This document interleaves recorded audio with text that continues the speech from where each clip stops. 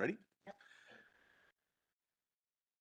I'm going to call this meeting of the General Government and Finance Committee to order at 5:30. This meeting has been given public notice in accordance with Section 19.83 and 19.84 Wisconsin statutes in such form that will apprise the general public and news media of subject matter that is intended for consideration and action. Roll call. All members are present. With that, we'll move on to item 3, citizen input.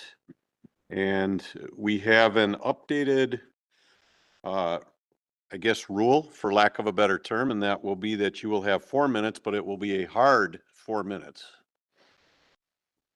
And do we have a timer? I didn't pull a timer up or anything.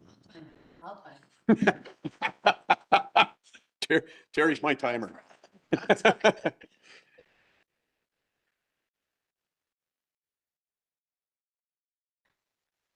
Okay.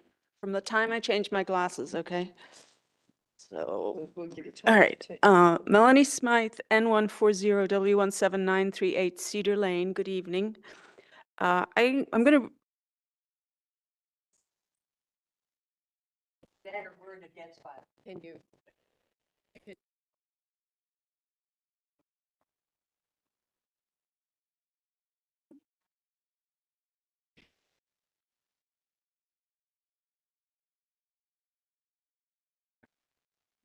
Are you sure?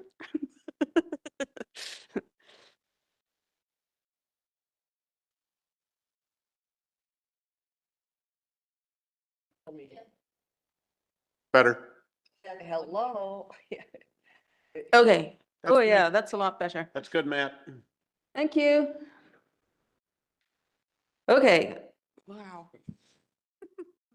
Melanie Smythe, N140W17938 Cedar Lane. Good evening. Over the weekend, I think it was over the weekend, I sent a letter to the chair, Rick Miller, of this committee, and a couple of other trustees. And I'm just going to read the content of the letter. There were some attachments which were sent on, and I can, if anyone wants them, I can resend them. So here's the letter. Good morning. With budget season coming up, I thought I would send some items of interest for you to consider. Only some people on the village board are getting this. I'm also going to suggest that Meg Cutts provide to you the village scorecard that I discussed with her, and she ran through with Matt Usselding some recently. It may have some useful ideas for you to consider in presenting summary financials in a more clear way to the village taxpayers and businesses. We are sorely in need of simplicity as well as the detail that is currently provided in Tyler Munis. It may well be worthwhile to hire someone who is more familiar than our village is with this system. As we have requested better reports for years now, and the limitation appears to be our own knowledge of what the system is capable of, and this is per comments that Matt Usselding has made previously. The PowerPoint is from a municipal services training resource that goes into different ways to budget and present. We have done the same thing for the last several years, and generally doing it the same way again is not acceptable. I'm asking that you work with the administrator for actual zero-based budgeting that is transparent to GGF throughout the process, with the eventual cow process being less of a show and more of an actual debate about priorities. The recent purchases of property bring into question what are in the reserves, what is actually restricted without being technically assigned as restricted because it is earmarked for something, what is the effect of these purchases on the reserves, what is the plan to reduce the debt? And there's more questions.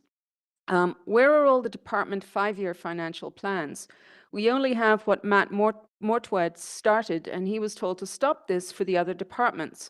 If you recall from the first meeting that he presented the DPW 5-year look. Without all departments providing their 5-year projections, how can the village do one? Meaning a strategy, a financial strategy. There appears to be no fiscal plan that the village has adopted other than to react to developers. That is how it looks from here. Having watched this for years, everything financial and planning is only partially done. With the cycle of audit where it should be now, thank you, Matt and finance team, the finance director can turn and quickly produce actual financial reporting that is meaningful. After 4+ years of waiting, this is the year, don't you think? Thanks for considering this. So.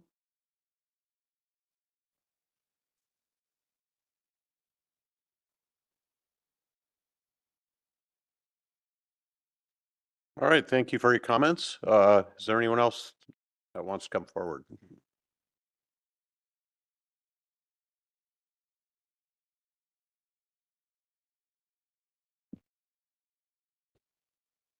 Scott Heffley, W159 and 10514 Grand Road, Germantown.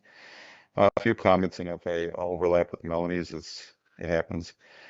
I was notified that hopefully that there is a typo on the sales report for the borrowing for the bonds. It says TID 10 project costs, whereas I know we do not have a TID 10. But it says so on the sales report from Ayler, so that's something that definitely needs to be clarified. I don't know, you can borrow money for a TID if you don't have one. That should be clarified. If it goes on the way it is without a TID, which it looks like it is, the loan will be on the tax rolls. And the interest will have to be paid, and that will increase the taxes of the residents, which is fine, because I think we were told by Phil Costin it'll be between $61 and $61 on a $400,000 house, $100, whatever, but that's going to be taxed to the villagers, and they will notice. People are starting to notice and come to meetings. And they might ask why the village continues to act as a landlord and not a steward of taxpayers. Why are we buying properties? These are questions that I might ask if I was a trustee. You're the trustees. Maybe you'll ask those questions. Then we have the Grosnick properties, which we also bought out of the general fund. So I guess we're not paying interest on that, but maybe we will. These are both unnecessary, in my opinion, because the village board the village board has the authority to disallow unsuitable uses in their mind. Mr. Grosnick tried to put up senior housing and I believe storage facilities, and they were both shot down. So there was no reason to buy the property, because you can just tell, the plan commission can tell whoever's developing it, you can't put that up there. And the village board can agree. You have the power to do that. So we don't need to buy properties anymore. On page 42 out of 281, if you look at the municipal bond indices, we're at the highest borrowing rates in probably about 15 to 20 years. And my company works in the municipal bond space, so I'm very aware of this, as you should be. Interest rates were extremely low. If you go back 5 years, you would have seen this huge increase. So we need to be very diligent in our borrowing. We're borrowing the most money at the highest rates in the last 3 years that this village has likely ever done, since the early 80s, or maybe even late, early 90s. We got to be very careful. Maybe we have to spread our large projects over multiple years, but we can't just borrow our way to prosperity. It won't work. So moving on, I just saw a couple things in the check register. I did scan it. I didn't go through the whole thing. We have an Ayler's ARPA admin service contract for $29,000. I thought that we got the ARPA funds. There was requests made. The village board said yes, and we dispensed the funds. Why are we paying somebody $29,000 to do that for us? I'm not sure what that's all about, but it jumped out at me. Along with attorney fees, in 1 month, there were $8,300. That's a lot of billable hours at $250 an hour. What was that? It just says village board legal. Those are big numbers. They jump out. And I will agree with Melanie on the budget process. And as you know, I'm kind of a budget nerd, finance nerd. I've been coming here for 4 years also. And Rick Miller, Trustee Miller, and I even talked last month about having some sort of an executive summary or something like that, to be more concise, so it's easier for people that don't have a financial background like myself or Rick or some of you to understand what is going on, so the questions you raise and the concerns you have are more easily understood and met. And I think 100 pages of check registers is fine, but having an executive summary would really help. Lastly, I think an initial budget needs to be given to trustees far ahead of the COW meetings, along with an accurate list by departments with a breakdown of 24-25 expenses and revenues, projected needs for 25-26, and have it categorized 1, 2, and 3. If you don't do that, then the COW meetings are just people coming up there, and then you're told you can't cut anything because you're rating village services. That's not a way to do a budget. You got to get in and dig down. Thank you. Had that time. Very nice. Thank you. Is there anyone else that wants to give some public comment? All right. If not, we will move on to the consent agenda minutes of May 19th, 2025. Move approval. I'll second. Okay, we have approval by, I'm sorry, a motion by trustee Kaminsky, approval by trustee Jan Miller. A second by trustee Jan Miller. A little tired tonight. Any discussion? I'll abstain from this vote, just because I wasn't here last month. Okay, you don't necessarily need to do that. Do not, but it's your right to do that if you'd like. Vote then. Okay. So with that, all in favor, say aye. Aye. Opposed? Motion carries. All right, with that, we will move on to unfinished business. Item A, allowance to utilize capital funds for the Windows 11 upgrade project, and this we will have action on. I saw a little bit of dialogue about this this week, and obviously I did a little bit more research before this, but I think Matthew has some updates from Capital Data. They were not able to be here tonight, but they did answer some questions that were asked. Is that correct? That is correct. So I think the two main questions were, or two of the questions that were at the village board were, what are they charging, for labor to upgrade to Windows 11? And I'm just going to read the response that Matt from Capital Data had sent to me. He said, the rate charged covers additional overhead for replacements as that requires pre-staging the device, working with end users to transfer profiles, settings, and decommissioning each device properly. Upgrade should take less time, but still may require a technician to assist as the current devices are not standardized and may run into various issues such as software compatibilities, lack of available storage, etc. This ultimately factored into a blended rate of $360 per device being either upgraded or replaced to cover our labor costs. Yeah, so that covers that question. The other question that was brought up was, Microsoft not requiring folks to upgrade to Windows 11, but providing an alternative solution for $30 a month. Matt from Capital Data said, that is correct. Microsoft does offer an extended security update program for Windows 10 devices. More information can be found here.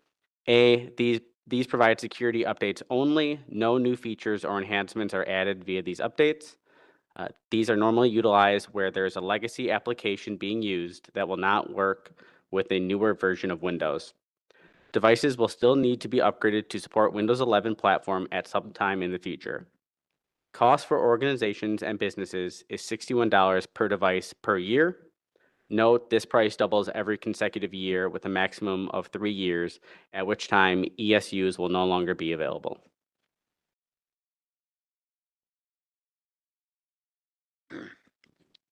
Okay, to add on that, yeah, I looked up the extended service as well.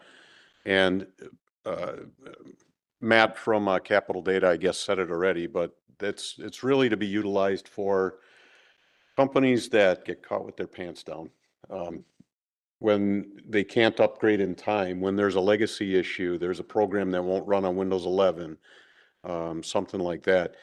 I've been hearing from Administrator Krecklo that there's been some issues, Chief, with the police department computers, and that this is getting to be more of a serious issue than it was in the past.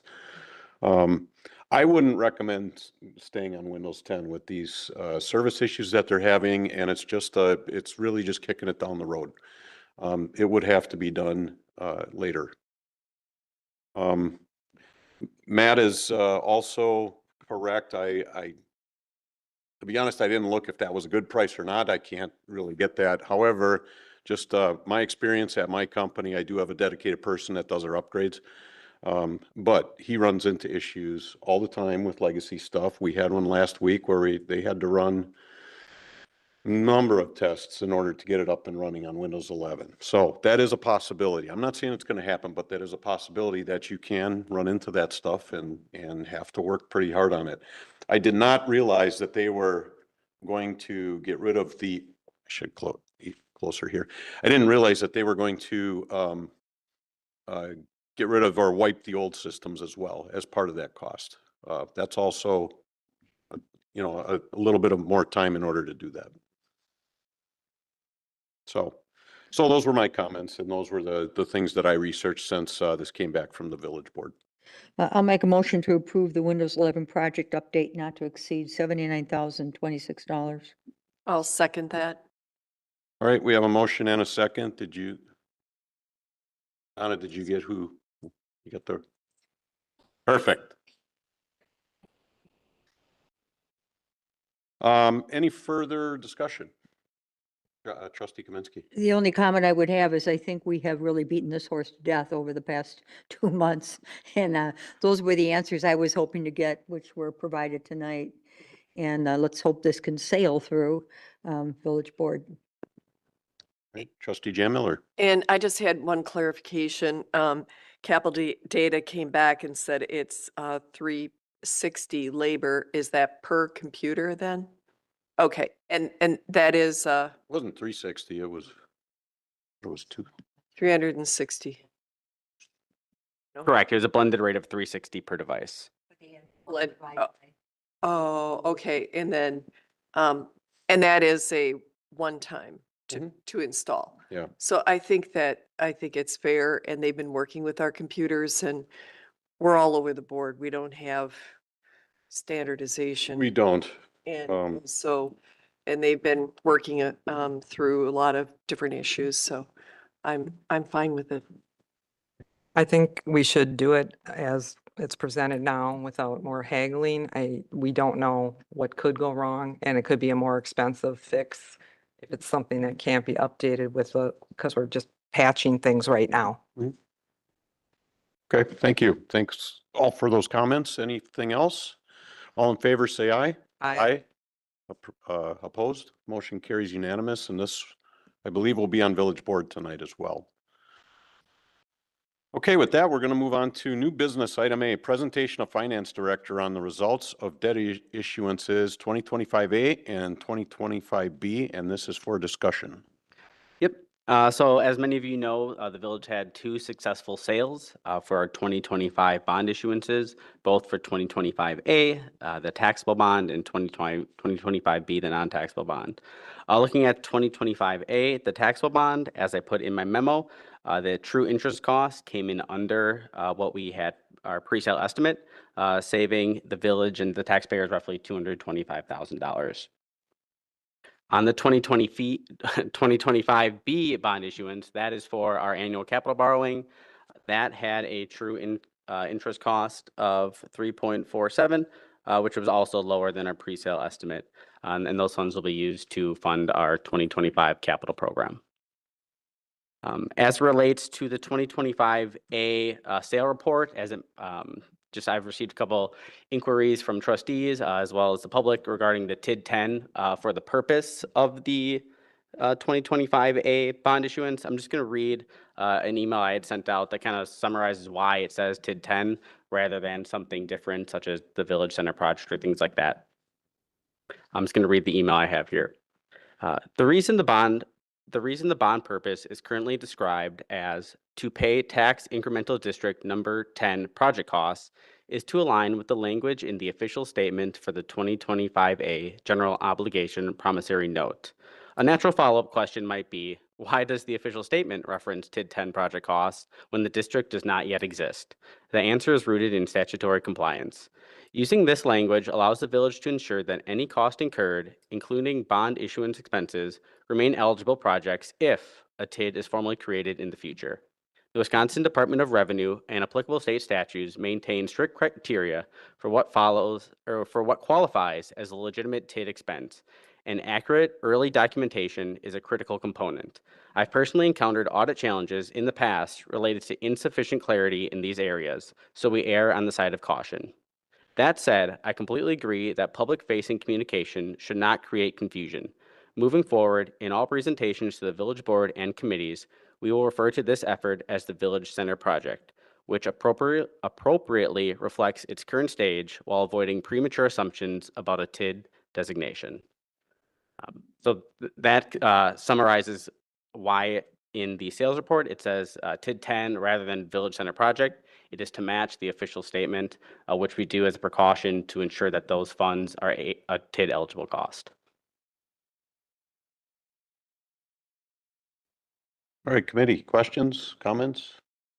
Trustee Meg Cutts. So the village center portion, if it takes a while before anything happens there, can it be used for something else or does it have to be saved for village center?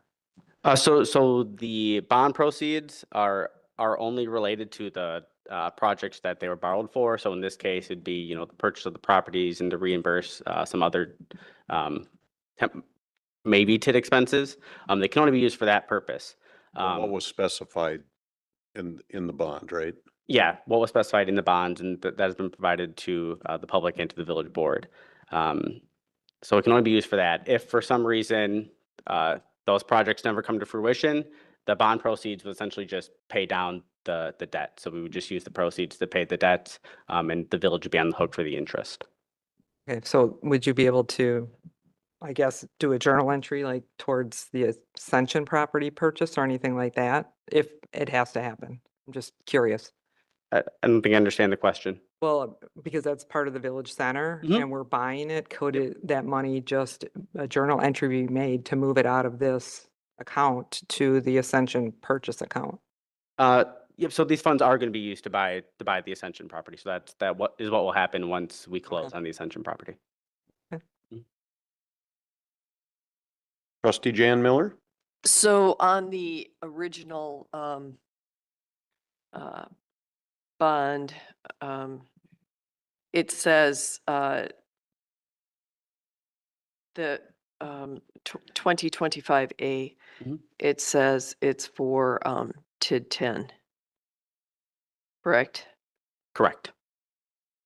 So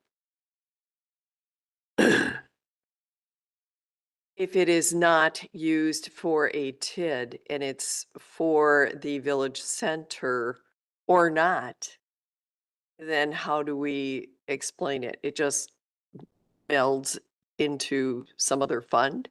What happens?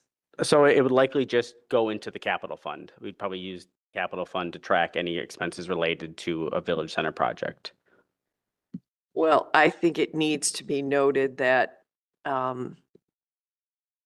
we don't have a TID 10 at this point.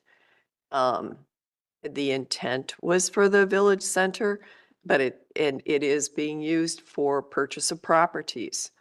So I really want to make that clear. And I don't know if that you can put a comment in the ledger or what you can do, but or in this. Correct. Even where it says in the columns by Ellers, where it says TID 10, it should be parentheses or something, village Village center. center. Yep. or There's something. we can make some edits to the document to specify that. Or a village center, parentheses TID 10, because we know it's within the district of the village center, Mhm. but we haven't identified it as a TID. Correct. And I have a problem not doing that. And would, if we tell Ellers to do that, would they be willing to do that? Can they do that? I'm sure they would. I would just want to run it by Ehlers before we did that, just to make sure we're staying compliant with any state or DOR. Yeah, I mean, this can only be used for what the bond was specified, and that's the purchase of the properties. Mhm. So whether it's, and I thought Matt explained it pretty well, that it has to say TID 10 to be eligible for reimbursement later if we decide to do a TID 10. So with that, I get the little bit of a confusion here, but legally, it's valid. You know, we can only use it for those properties. It doesn't need to go to a separate fund or anything like that. You know, and Matt already said that, or Matthew already said that he was going to talk about Village Center from this point forward whenever we're public facing. So I mean, fine, you want to put a little note in the general ledger, sure, but it's used for the same identical thing. Just it's just a matter of who's funding it, the general fund or a TID. Mhm. Well, to me, that's a big difference. So, and I don't want, because these are posted on the website, correct? Are the bonds? I don't believe the sale notes are. We certainly can have them posted. Well, it is public knowledge, right? Correct. And I'd hope we'd get something about Village Center on there before we do that. All right, further comments about the bonds? Nothing else? All right, we will move on then to reports. We'll start with accounts payable if there's anything there. And like I said last time, if it's something material and there's questions, absolutely ask them. If it's just what is this entry, those can probably be done with staff directly. Nothing in AP? I can quickly address the Ayler's comment from, Sure. I believe, and I'm just going to double check. I believe that was an invoice for the impact fee study that Ayler's did on our behalf at the end of 2024. Let me just double check.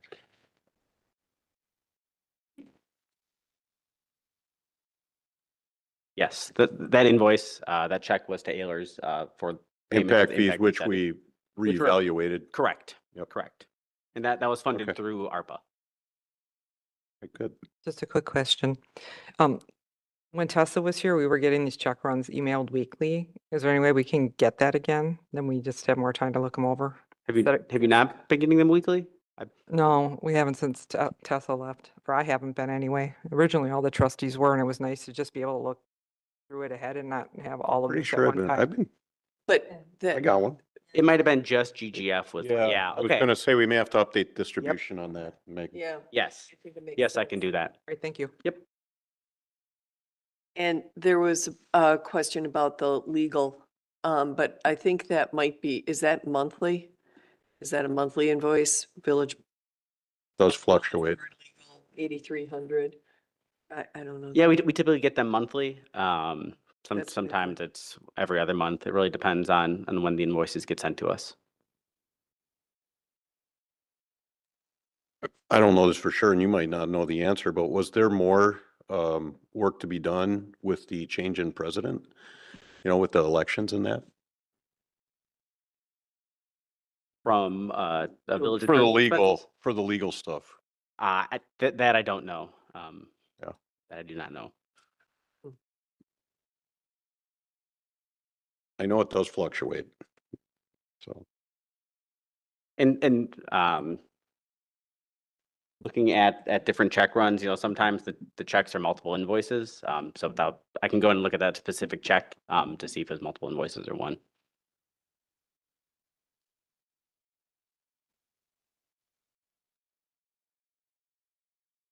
And looking at, I just pulled it up real quick just because I had to. That check was for $8,362.25. That was for legal services January through May.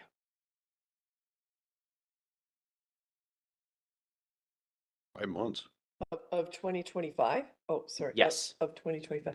And so that was under the new, Probably under his old. new legal or old? Yeah, That January- was likely January under to his May. old one. Old. Oh, okay. Dumb question on that. Oh, yeah, because that, Just a follow-up to that, I mean, do we have some kind of rule for these people that they should submit monthly invoices? I mean, because it's so easy for people to let stuff build up and then they don't calculate the hours correctly and then who knows what you're really getting. I would almost want to require that. We would want a monthly invoice from any of these suppliers. right. That's just odd that it would be I that many mean, I would months. think and- that people want their money. Yeah, We can bring it up with our attorney, but it could get better now with his new firm as well. Better yeah, requirements. we should let them know though. Let 'em- That's yeah, very we should. unusual. People, I mean, I wouldn't. It is certainly unusual to give go me an 5 months. Invoice 4 months later, I'd say you're not getting paid. I mean, They did it last year too, with Is the that old right? company, and then you don't know what you're supposed to be, your balance sheet's off because all of a sudden. and it get makes this you ginormous- wonder, like, are you rushing to get it in then and guessing at what your hours were? You know what I Right, mean? right. It has a bad look Right. when you It wait is a that bad long. look. And the invoices on any of these things, on anything that we get should be detailed. I mean, they should have, like, look at the invoices we had for all the capital data. They give the name of the unit and Oh, right. the the specifications, details. things like that. So, yeah, I think who's ever AP should, kind of make a little note. Hey, these guys aren't paying us, or they're not asking or giving us invoices regularly. And vice versa. We can follow up with Administrator Krecklo on that as well. Mhm, Yeah. Sure, he's the one who reviews the bills and sends them for approval. mhm. We need to know where we are on budget basis. Thank you. All right. Anything else in AP? Otherwise, we'll move budget to actual.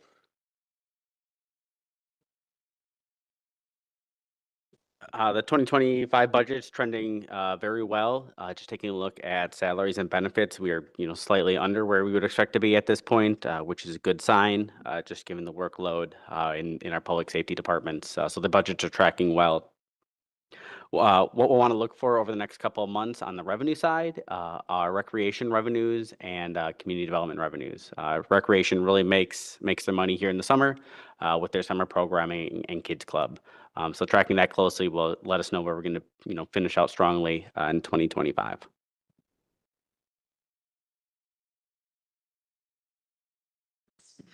Yeah, I would imagine there are more permits and things pulled in the summer. Is that right? Yeah, typically, there's more home improvements renovation going on in the warm months than in the cooler months. So we tend to see a higher volume in the summer. I'll mention too that Matthew and I and Administrator Krecklo has had some dialogue back and forth with some suggestions for the reporting in that, and it's a work in process right now. And we're hoping to improve it all the time. It's just going to take a little bit of time in order to see what the capabilities are of Tyler Munis and what would make sense here to not only the committee but the public. Yeah. So, but it is something that we're working on. Great. All right, we can go on to payroll. It's usually never questions here. Well, I do have a question. Okay. So we have payroll and it's in the report, but then we have payroll. Is it also listed, the payroll that comes out of the TIDS in the payroll? It looks like, Yeah, there should be, if you look at the payroll report that is submitted to GGF, it's the GL distribution, so it should show that the TID accounts probably towards the middle or bottom, since they start with the 4 or 5, they're likely more in the middle, but it'll have the GL distribution to the TIDs as well. okay. So we have two areas where we have the payroll. There's multiple areas. It'll be the general fund, the utilities, and the TIDs. Yep. Yep.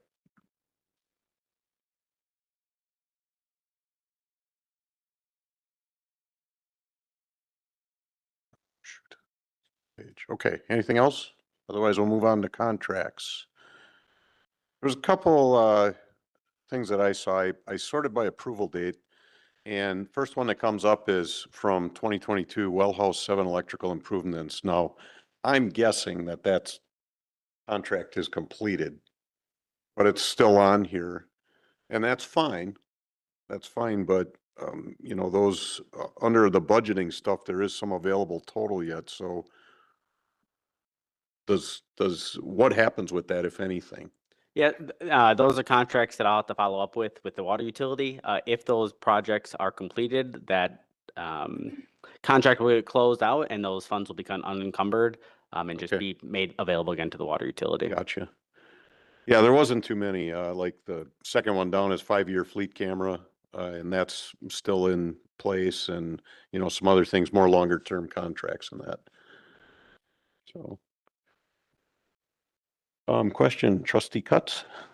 My question kind of relates to what Trustee Miller was asking, because there's a bunch in for the road program for 2024 that have money left. Does that also come up with budgeting for next year, or what do you do with those funds? So those funds will get unencumbered. So how that works for the contract, it really depends on two things. One, if there's any available funds left from all the capital projects. So if a capital project goes over, we may use some funds from a project that went under to cover those costs, and that all gets approved by committee or village board. So none of that's a surprise. But if those funds come in under and we're good to go, we'll close the contract, and then those funds, become available really to pay down debt service. We're only allowed to use those funds for the projects identified when we borrowed the funds. So if there's leftover monies at the end of the year, typically that gets used to pay debt service. Okay, and then Gray Wolf Partners has 41,000 left. Is that money that we transferred over to Bailey Copeland and it just has to come off here? Or is that money that's not going to be used by Gray Wolf? Which one is that? We're talking about the Gray Wolf? Gray Wolf Partners, it says there's like 41,250 available. Because we're completely done with them, You know the correct? contract number? 243080. 43. Oh, there. 4-3. Line 51. Yep, so that contract will get closed out and those funds will be unencumbered. However, I don't believe those funds were encumbered in the first place, as that contract was tracking for when we eventually borrow to recover those costs, which we did with 2025A. So that contract will just get closed out and there'll be no more funds, associated with that contract. Okay, it just goes back in the general fund then, or it has to go somewhere specific? We've been tracking it against the capital fund, so those funds will just go back into the capital fund. Okay, thank you.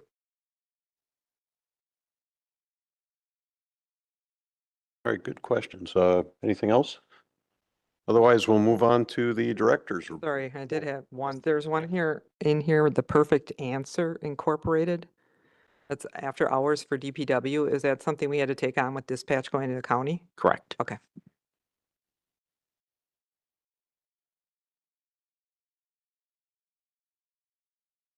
Okay. Now we can move on to the director's report. All right. I won't read directly from my report, but I'll try to provide the spark notes.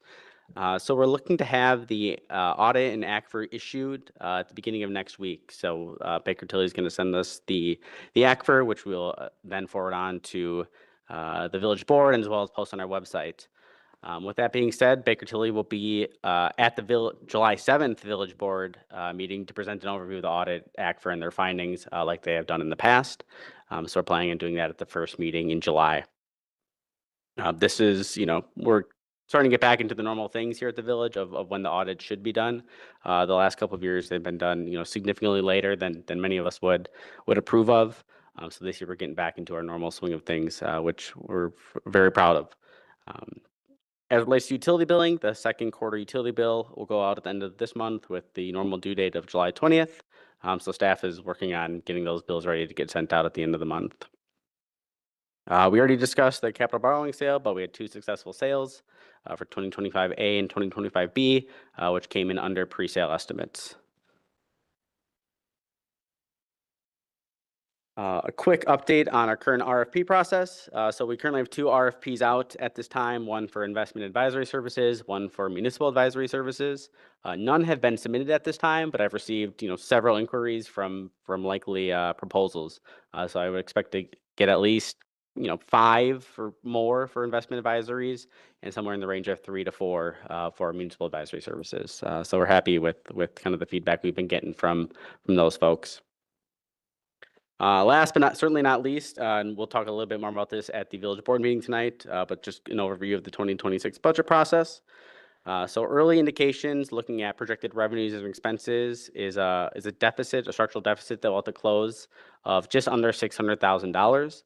This is a modest improvement compared to prior years. For folks who've been on the board for a while, we've seen years where it's, 800,000 or 900,000 of a deficit we got to close. This year we're hovering right around $600,000, which is a slight improvement, but still, something that the board will have to consider of how to close that gap. These are largely due to increase in salary and benefits, particularly in public safety, with the union negotiations and contracts that were recently approved, as well as limited growth and shared revenue from the state, and a below average projected net new construction number. In response to some of these factors, administration has asked departments to reduce non-salary expenditures by 5%. which is expected to save roughly $250,000. Additionally, staff will continue to look at a review of its current charges for services to ensure, that we have a good cost recovery there, as well as look for new revenue opportunities to lessen the general fund burden.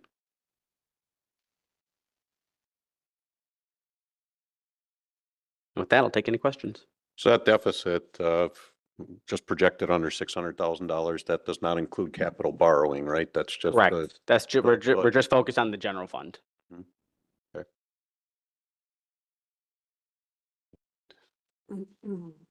Okay, and when does the RFPs close? End of the month? I believe they're due next week, maybe Next week, Friday of okay. next week. Believe- Next month's agenda, right? Yeah, we'll certainly have a recommendation to GGF by July 21st. Yeah, trustee Jan Miller. So those that inquired about the RFP, they were alerted of the deadline and they thought that they were able to get in their RFP by the deadline? Yes. Okay. Yep. They were just looking for additional information that would help them craft their RFP. Okay. And June 27th at 4:30 PM. okay, thank you.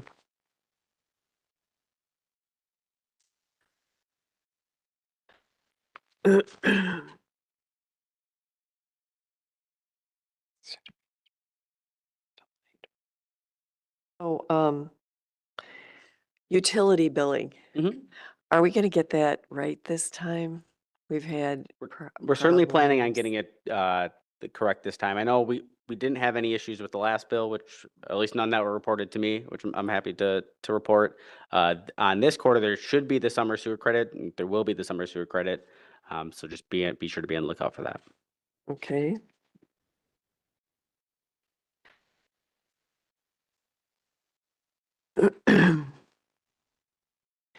And as far as that, I never remember from year to year. We have the ACFR, Baker Tilly comes in. Does the GGF see that or have that presentation prior to the village board? Do we do that? Or how did we do that? I don't think we may have in the past at some point, and it probably depended on when the ACFR was done. We could wait to present the ACFR until July 21st, but it's going to be ready by next week. So we were planning on bringing it to the first meeting in July, directly to the village Oh, board. sure. Okay. That is before our meeting. Correct. right? Yeah. Okay. So all. Okay.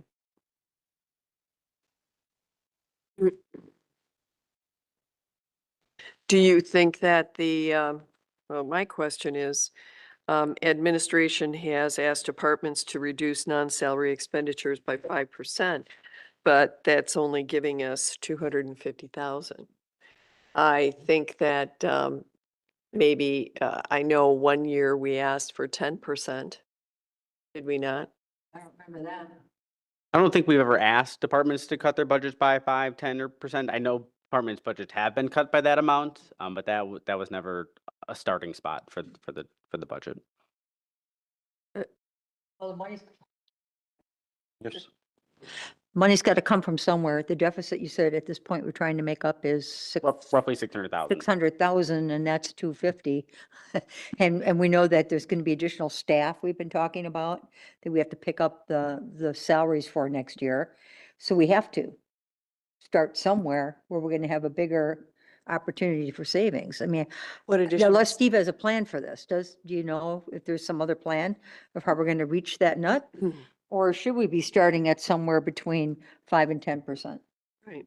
Let's see what It's an ask. what that does. Yeah, I think a good starting spot is 5% for non-salaried positions. That will get us, 250,000, almost halfway, a little less than halfway. What we're gonna also look at are different revenue opportunities, making sure we're staying competitive at our charges for service, making sure our fees are regularly updated. They Um, are. Some are probably more than others. We do take a look at it every year. You're scaring me. because I don't want to put this on our constituents' shoulders. Then I'd rather have it in my property tax and I can write it off. You know, I don't want to be feed to death either for different things. I mean, we do keep up the fees, like I know in Public Works, we approve them, Mhm. updated every single year, and they're increased every single year. And I just think it's a slippery slope. We got to be careful. You know, I'd rather see us take a couple of painful cuts. Guess what? No more new lawnmower, sharpen the blades. I mean, we may have to take some Absolutely. painful cuts this year. And Absolutely. we've done this before in 2008 and 2009. We really had to suck it up and take some painful cuts. And that goes away after a year or two. Mhm. And then we can get back to normal again, depending upon the economy and everything else and growth in the village. But I just think that it's going to be one of those years from what I'm hearing. And I think that'd be great feedback that staff would like to receive at the village board tonight. You know, kind of giving feedback on where you would like staff to focus those efforts to start off the budget process. And it gives some direction to departments. Also, you state departments to reduce non-salary expenditures. So that's everything but salaries and, right? Correct. We talked Yes. about Thank you. salary, Okay. it's everything else. So salaries, Terry, I thought you said something or alluded to something about additional staff. Didn't know, not additional staff. Didn't we have, now correct me if I'm wrong here. We ended up taking, and this goes to the fire department. Okay, and we funded some firefighters Oh. out of the reserve. Mhm. That falls back into the budget now. Right. And that was done. And I remember making this comment that I would never approve such a thing because reserve is never for reoccurring expenses ever, except that the referendum, which I had a feeling was going to pass anyway, and it did, that was supposed to absorb that. And then they come along and say, but we need more. That's what flipped me out on that one after that referendum passed. And that's how we got stuck in that position where, yes, we have to transfer those salaries now to the general budget. It would be nice to just have one data sheet of all the salaries, just lump, by department. What are the salaries? What is the expectation? It's the biggest part of our budget. Yeah, Yeah, that comes Yeah. on the spreadsheets. yeah, And we see We have that to every year, filter. yeah. but we need to filter it and, Well, be I mean, aware. I would never, but part of I don't know part where of the you're going with that. salaries are, but part of the salaries are coming out of the TIDS or their utilities or other depending on places. what the person is working on, yeah. Mhm. Right, right. So we're more concerned with the budgetary, what's actually in the budget. Because that's what the taxpayers are paying for. Matthew will have a presentation tonight at Village Board about the budgeting process and go over this even more in depth. Yeah, We'll get a second shot at this. okay. And I We got time, that's why we're. I do want, I do want to, I am ready to change up the way we do the budget because I feel like by the time we get to a cow meeting, we're stymied. It's like, oh no, we can't, you figure it out. Where are we, well, I wasn't directly involved in, what widget or gadget you need. And now we have, the asset manager was added. Mhm. So we actually know how many cars and trucks and pickups we have. So we should be able to get a better look. We won't have everything, but we'll have a better look. And, I'm looking forward to that. Just, Since we have time. No, my comment was, and I've thought about this for many years, is that my thought is the committee should look at this first before a committee of the whole meeting and probably reduce that down to one meeting, maybe two. Yes. So GGF, we get the brunt of it, but public safety gets that one. You've got utility advisory that could look at the water and the wastewater. Mhm. You've got Park and Rec that could look at their budget. Mhm. And then consolidate all those, have some recommendations by those committees. And I think it would save time, and then we could get an accumulation. You're still gonna have all the detail, but you won't go through all that minutia. It'll be, here's our budget for this year, this is what we've got. The other thing that I think we need to look at is, and I hate to say it, but is staffing. You know, are we Agreed. staffed right? Are we staffed right? Great stuff. And, you know, that always comes in. We've been adding, is there somewhere that we can reduce a position because it's been vacant for years? I'm just making that up. I don't know if it is or not. I'm going to follow up on that. Yeah. That was another part of the painful process in 2008 and 2009. We cut staff. We didn't take somebody and throw them away, but when those positions became open, we said, how bad do we need this? Can we wait another year and see if the outlook is better? And I think we have to do that because that's a significant savings. I think that should be part of this. Well, your staff is your largest expense, period, It no is. matter what the Yeah. business is. When you're looking at the salary, you're also including like the healthcare and all the benefits that go with the employee, correct? Correct, correct. Just some feedback for the committee. You know, I think, you know, how the village board ultimately wants to do the budget process is up to the village board. My suggestion would be that maybe the chairs of all the committees meet with the village president. It's going to take, you know, multiple meetings that aren't just going to be on Mondays or every other week. If we want that level of involvement, which we're happy to do, we're just going to need to get a very tight budget timeline, really picking up in August and September, going into October. So I think it'd be prudent for the committee chairs to meet with the village president to kind of help sort that out. And, you know, I'd be happy to meet as well as the administrator. I think that would be good because over public safety, then I'd want to talk to both chiefs because you want to get their input and, you know, Mhm. what could we cut, where could we do it? And then each committee can do that with their respective directors. Got the other big one, Public Works. It- They would have their shot on this. But we always did that in the past. We had great public works meetings. We had presentations. I'm going back like 6, 7 years now, 8 years maybe. And in that presentation, we looked at every plow truck. We knew the condition of every plow truck. We have to get back to that level of detail. I firmly believe that. And there was a year, again, going back when the economy took a dip, we did not buy a plow truck that year. Ever so often, this is going to happen, and that's the reality of life and budgeting. And we have to, maybe this is the year. We're not going to be borrowing for a $400 and some thousand truck. It's not going to be in there. So I think I would love to get back to that level. I know Matt's here where we can actually, let's look at what we've got and what do we realistically need and what will happen or not happen if we put it off by another year. Every year is different in the village. It truly is. Depends on so much, both nationally and locally, Right. that it's just going to be a year. A year goes by fast. We can all just tighten up a little bit. And was it last year or the year before? We actually had to buy 2 plow trucks or 2 trucks because You have to catch up eventually. right. Otherwise, yeah. It was the Budgeted availability. in 2 different years, but I think we took delivery. But didn't we? it does happen because it happened back in the day as well before your time. They Yeah. had supply issues. Yeah. So if Well, we that's wanted, different. yeah, Yeah, that's and we wanted to get in line. And so they negotiated, well, let's get the 2 trucks. Will you let us Pretty buy? sure that was still 2 budget years, 2 different budget years. It was 2 Okay, budget but- years. Yeah, yeah. it was, we ended up with 2 trucks. Yeah. Anyway, Just saying. So I think that's a great plan. Well, to be continued at Village Be- Board. We'll have more discussion about this tonight. Mhm.